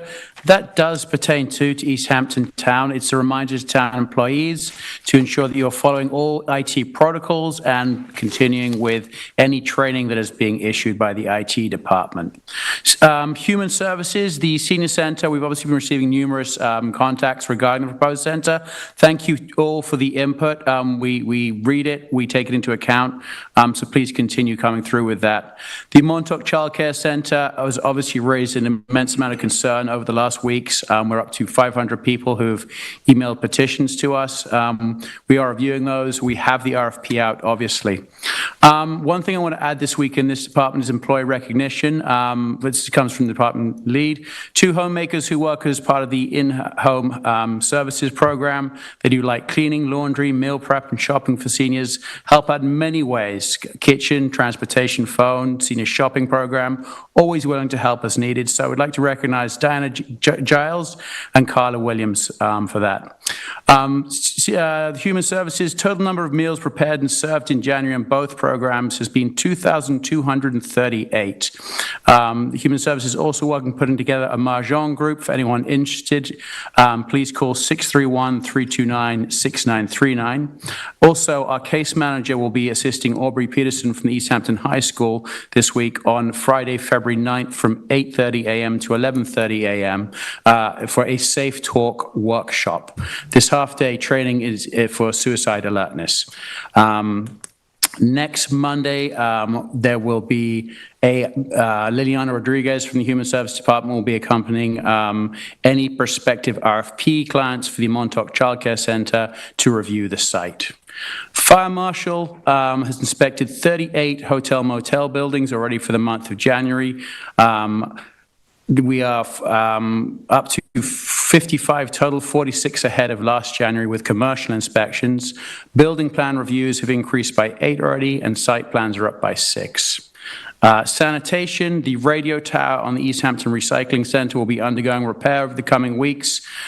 We currently have one of our 2 payloaders at the sanitation department on Springs Fireplace Road in repair that is impacting services. Thank you to the town admin for help getting the repairs in that expedited.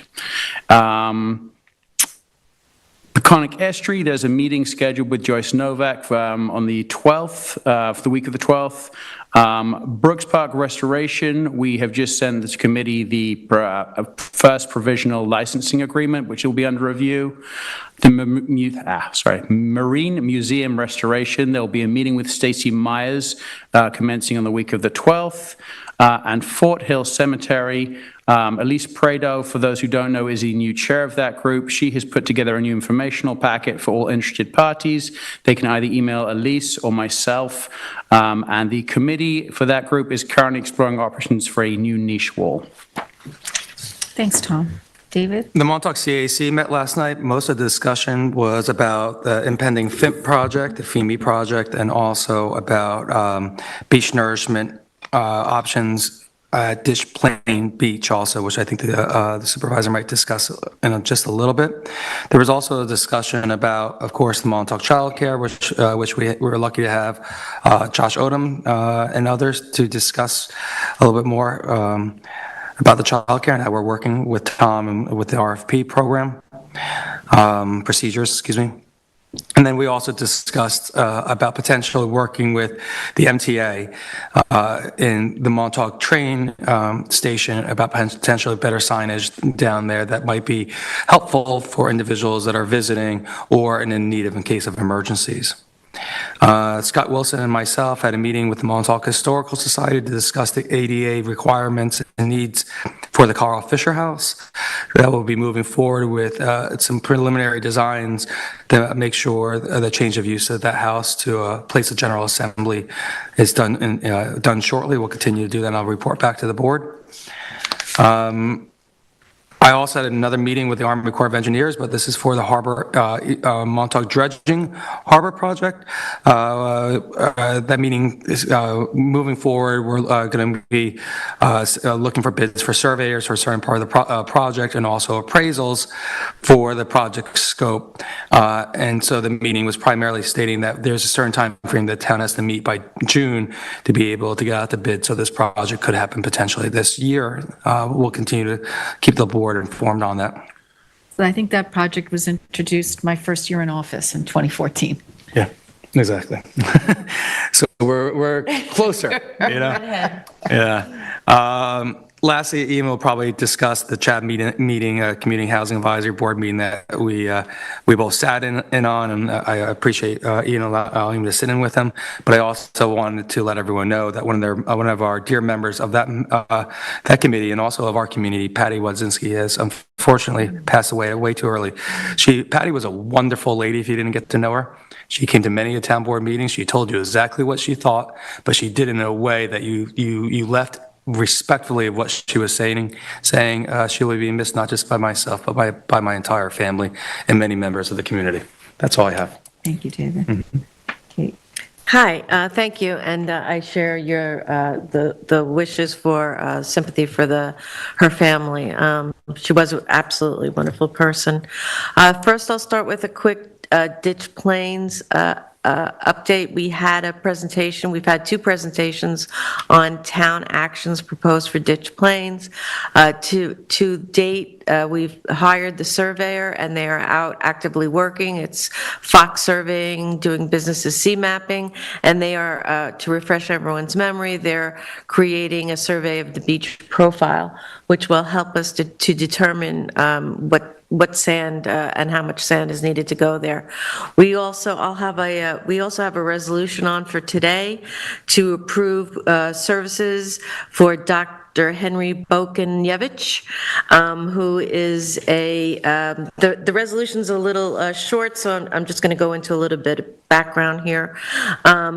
He'll be consulting on any proposed beach nourishment for Ditch Plains Beach. He is currently is a member of the SOMA of the School of Marine and Atmospheric Sciences at Stony Brook.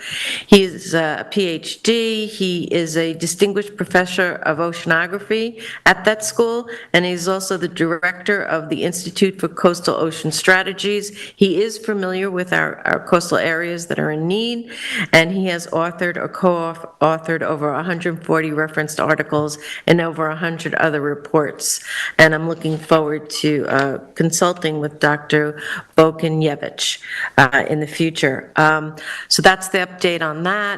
The Wainscott CAC met this Saturday in person for the first meeting of the year at the Wainscott Chapel. They were very, very welcoming and gifted me a book on Wainscott, the history of Wainscott, which is much, much appreciated. And I thank them for their generosity. The main presentation was over the traffic calming proposals that Jose Arandia brought to us, and I want to thank David for all your time and effort that you're putting into this and working out what type of traffic calming measures, including lowering speed limits, traffic calming measures such as stop signs going through the back roads in the hamlet of Wainscott. I remember many years ago when a former newspaper editor's daughter wrote a book on all the back roads. This is before anybody had navigation in their cars, and everyone in the town was furious, and it created quite a lot of traffic on our very small back roads where children are playing and farming activities going on and across schools.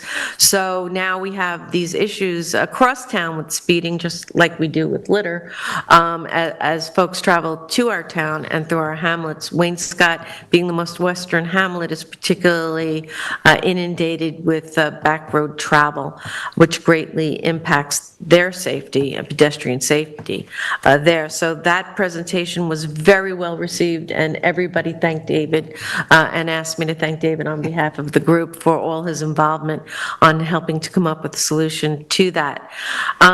The Wainscott CAC remains concerned about the many issues that impact Wainscott: Gun Club, airport, the development of the commercial center property, and Georgica Pond issues, among the other ones I've spoken about. And particularly on Georgica Pond, of interest is that we received an update from Sarah Davison from the Friends of Georgica Pond. There were very high water levels that overwashed from the beach into the pond. In that case, it's kind of a welcome thing. It brings salinity and cleaner water into the pond. And the trustees have opened the pond early this year, according to Sarah. There's a January opening that's going on. So they will be continuing to monitor the health of that pond as well. Also this week, I met with the zoning code amendment group yesterday, and we have agreed to ask the town attorneys to draft regulations regarding basements in our town code. As Jameson alluded to, Jameson attended the meeting. Right now, we have no definition for basements. We do not regulate we do not have any regulations that keep basements within the footprint of the foundation by any number of feet. We have no regulations on how far down you can go. The only thing that we have is, again, from being on the zoning board, in most of our determinations, one of the mitigations is to stay 2 foot above groundwater, but that is not a town code. That's a zoning board policy. And there's a number of draft code regulations that will be presenting to the town board after they're reviewed by the committee. So that's what we're working on presently. And that is all I have. Great. Ian? Yes, as Councilmember Dave Lease mentioned, we had a CHAB meeting last week, the Community Housing Advisory Board. Was very, very impressed with that group. Andrew Garvey, Eric Shantz, Dave, and the other members, are working very, very hard on creative housing solutions. The most important thing, or the biggest topic of that meeting, was an application to request funds from the Community Housing Fund, and a lot of brainstorming over the best way to use those funds and how to also open it up to as many people as possible so we can encourage applications. So anybody listening, I think there's going to be a presentation in the coming weeks probably by Eric Shantz and/or Andrew Garvey on that application. But I encourage anybody out there with housing needs or questions to follow very, very closely. It's the goal of that committee in the town to, open the door to as many as possible. And again, I was very, very encouraged with the productivity, the ideas out of that committee, and then just generally working with Erica Chance on a number of different housing things. That's obviously a great need of the town. It's clearly recognized, and I think we have very strong people in place. So I remain in contact with the Springs community, particularly Lauren Bolger, about Springs projects, the Blacksmith Shop, Maidstone Park, Springs Library, and others, and I will update those in more detail as we make progress. Great. Thank you, Ian. One of the things I wanted to bring to everyone's attention, I sent you a letter this morning that came from Assemblyman Fred Thiel and State Senator Anthony Palumbo. As everybody knows, we've been working with the Assemblyman regarding ditch plains, and on January 26th, I sent a formal request for matching funds to Assemblyman Thiel for ditch plain beach restoration to combat climate change and increase coastal resiliency. This project came about to alleviate all the damage that was caused by 3 storm events, 1 in December, 2 in January. As we saw pictures in Kate's presentation, what the damage that's been done to ditch and the dune system down there, and that right now the dunes are profile is non-existent and we're down to hard pan. So, and we've seen dune breaches, flooding, and damage to homes and infrastructure. Kate mentioned we've hired experts to help us with this project. And yesterday, Assemblyman Fred Thiel and State Senator Anthony Palumbo sent a letter to Governor Hochul requesting that the state participate in the project with the town on a 50-50 matching basis. They also brought to the governor's attention that this needed the state's immediate attention.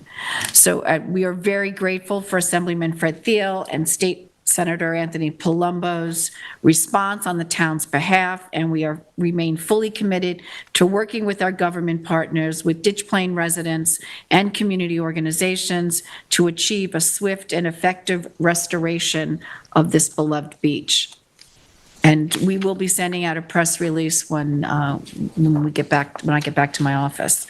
Also, learned from Fred Thiel's office about road safety. I know folks may remember we were getting emails end of last year from parents at the Ross School that they were greatly concerned about the intersection at Route 114 and Good Friend Drive.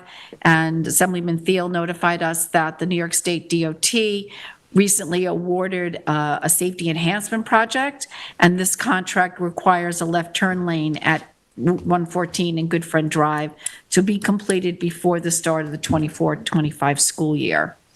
The East Hampton CAC met last night, but I will report on that meeting at next week's Town Board work session because I spent most of the morning working on the Ditch Plains project. So I don't know if there's any other comment. We can move on to resolutions. And Tom, you have the first one. Resolution 2024-241 is a budget modification for the Sanitation Department. Be it resolved, the Town Board directs the Budget Office to make the following budget modification: move from one budget line subcontractor cost in the amount of $44,000 to the motor vehicle repairs and supply. Second. All in favor? Aye. I'm pleased to offer Resolution 2024-242. This is to authorize a payment of the prior year invoice for the Highway Department for Granger. 2 invoices, one dated one in the amount of $294.86, and another one in the amount of $109.48. Second. All in favor? Aye. 243 is a certified arborist continuing education. This is to allow for Andy Gates and Andy Drake, both from our land management divisions, to go to the Bayard Cutting Arboretum for continuing education program for the cost, the reimbursed cost, symposium is $100 each. Second. All in favor? Aye. I have Resolution 2024-244, which is to accept grant of scenic and conservation easement from Pladet LLC, and this is where the public hearing was held by the town board on February 1st on the proposed grant of scenic and conservation easement, and it is resolved that the town hereby accepts the easement listed below and authorizes the supervisor to execute the same, and the grantor is Pladet LLC, Michael Durrell, managing member. The type of easement is scenic and conservation. The date of the easement is September 9th, 2023. The location is 254 Old Montauk Highway, Montauk, Suffolk County Tax Map Number 300-87-03-3, and the reviewing agency is the Zoning Board of Appeals. Second. All in favor? Aye. 24-245 is to accept undertaking and security for urban renewal parcel 9 in EH4, and this is whereas pursuant to New York urban renewal laws, the town board has adopted urban renewal plans governing the development of old filed map areas within the town, and this is to ensure timely construction of roads and drainage in the urban renewal areas. The plans require owners of residential building lots to perform a predetermined amount of road work at the time a building permit is sought for the lot. Therefore, be it resolved that the undertaking, together with the following security, are hereby accepted by the town. And the applicant is Bistrian Cement Corp., and that's at P.O. Box 5048, East Hampton, New York. It's for urban renewal parcel 9 in map EH-4, and that's map 426, block 35, lots 190 through 196, Suffolk County Tax Map Number 300-123-5-12.2 and 13, in the amount of $14,500. Second. All in favor? Aye. I have Resolution 2024-246, and it authorizes Wainscott water main connections for the New York State DEC consent order, and this is to allocate and pay the total amount of $9,800 for the 2 installations, together with a contingency of $3,000 in the event of any unanticipated changes. Second. All in favor? Aye.